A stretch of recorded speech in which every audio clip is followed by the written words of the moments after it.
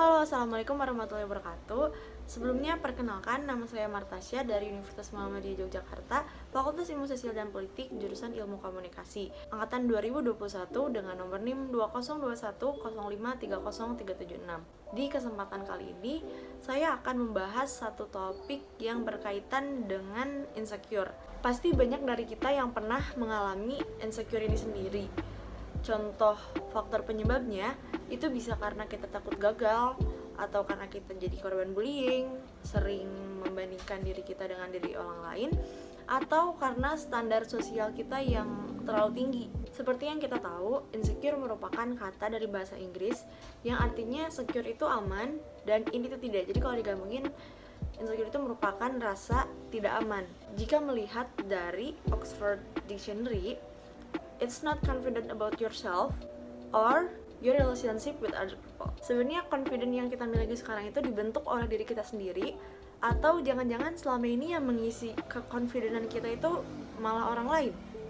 Di sini saya akan kasih satu contoh, yaitu standar kecantikan. Standar kecantikan menurut kita dan menurut orang lain itu pasti bakal beda jauh.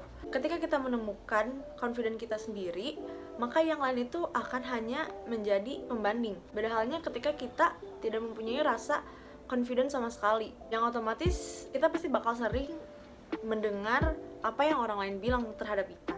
Menurut saya itu pasti bakal capek banget, karena ikutin apa mau orang lain, ikutin apa kata orang lain, ikutin ekspektasi orang lain, itu nggak pernah mudah, dan yang ada malah jadi menyiksa diri kita sendiri kan. Nah, supaya kita nggak terus-terusan merasa insecure, di saat orang lain memandang insecure itu sebagai hal yang negatif, kita harus memandang insecure ini sebagai hal yang positif. Karena di satu sisi, insecure ini bagus loh untuk pengembangan diri kita sendiri.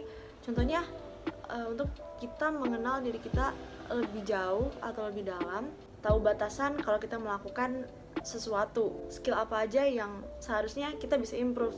Nah, sekarang coba bayangin kalau misalnya kita nggak bisa tahu, kita nggak tahu kekurangan kita apa, kita nggak tahu skill apa aja yang harus kita improve, kita nggak tahu kalau kekurangan kita di mana. Nah, makanya di sini penting banget kalau kita punya temen atau lingkungan yang bisa memberitahu kekurangan dan kelebihan kita, karena orang yang mengkritik kita itu adalah orang-orang yang ingin melihat kita maju di masa depan nanti. Nah, jadi ini penting banget buat orang-orang yang selalu merasa insecure untuk bisa mengenal dirinya lebih dalam lagi, untuk bisa love myself lagi, untuk bisa tahu kekurangan dan kelebihannya itu di mana. Nah, ini nyambung sama gimana caranya untuk mengatasi insecure atau how to deal with insecurity. Sebenarnya the answer is loving yourself.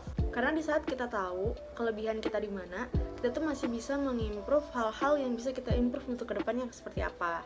Kita harus fokus kepada apa kelebihan kita, hal apa yang bisa menjadi kekuatan buat diri kita. Because someone told me that you should believe in yourself. Don't let anyone bring you down, because negativity does not exist. It's all about positivity. So have a good friends around you, have a good peers, surround yourself with good people because you're a good person too. Assalamualaikum warahmatullahi wabarakatuh.